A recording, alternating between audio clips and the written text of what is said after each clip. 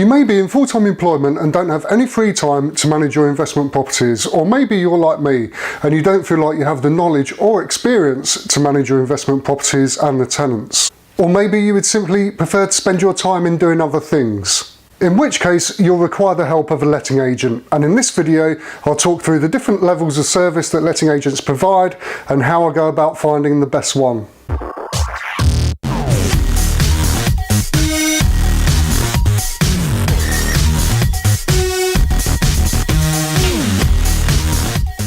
Hi, I'm Andy Walker from Monoperty.com, where I blog online about my journey as a property investor and landlord, showing what works for me and what doesn't to help you start or expand your property portfolio.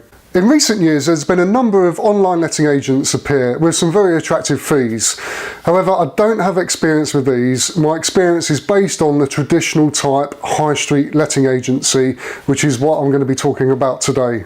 If I do make the move to an online company one day, I'll be sure to provide feedback to you when that day comes.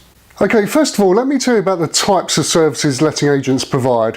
There are 3 different types and each attracts its own level of fees.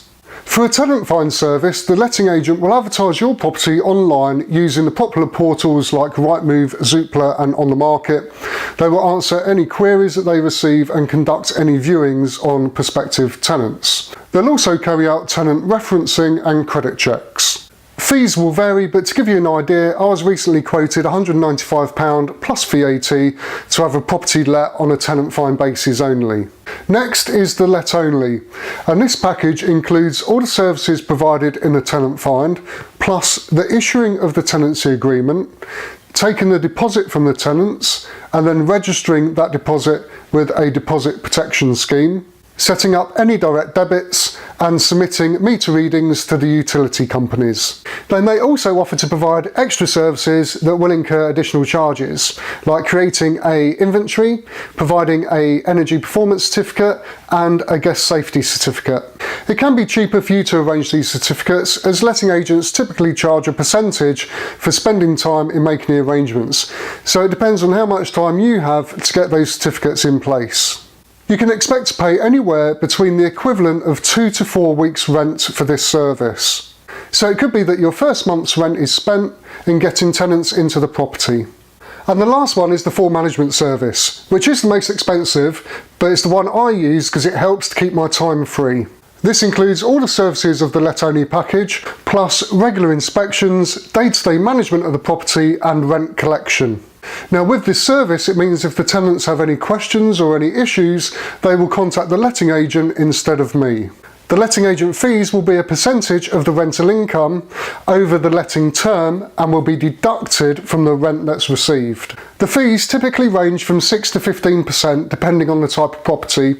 I did manage to negotiate a fee of 5.5% for one of my properties last year, but I take on any arrangements and supervision of any repairs that may need doing, which is very rare. So with this service, the agent finds the tenants, vets the tenants, takes a deposit, issues a tenancy agreement, secures the deposit in a protection scheme, collects the monthly rent, pays the rent into my bank account less their fees, and handles any phone calls from the tenants.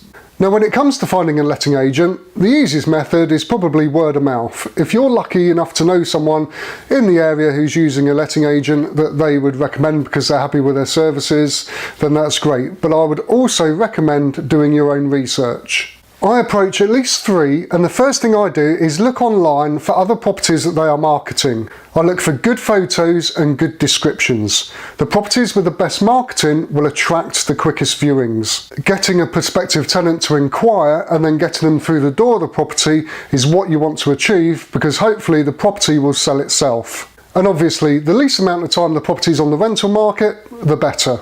I also like to visit their offices to have a look and get a feel as to how they operate.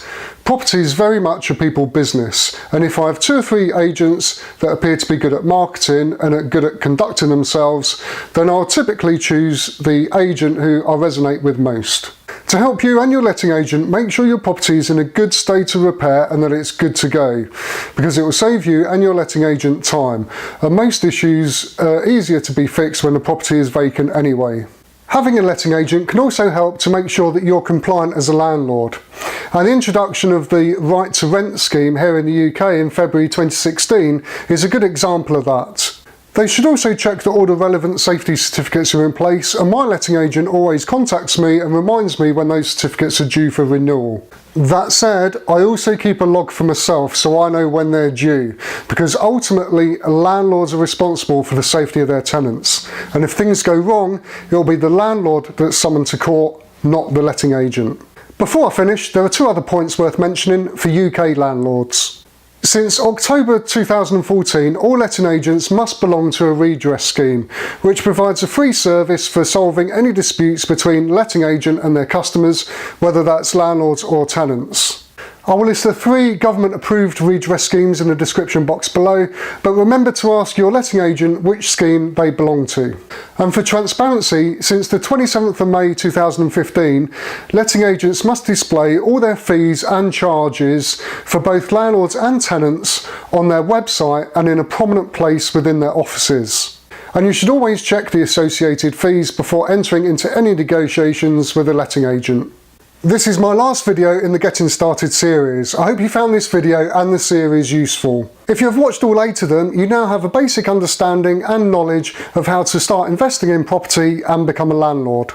If you still feel that you have some unanswered questions about finding a letting agent or starting out in property investing and being a landlord, then please leave a question in the comment box below or head over to monoperty.com/letting agents. This is just the start of this channel though. I already have over 100 other video ideas and I will continue to release one each week, which of course will all be geared towards helping you start or improve your property business. So if this is your first time visiting the channel, please subscribe so you don't miss any of them. If you found this video useful, please give it a thumbs up, it will help me out a ton, and if you think anyone else will benefit from seeing this video, then please share.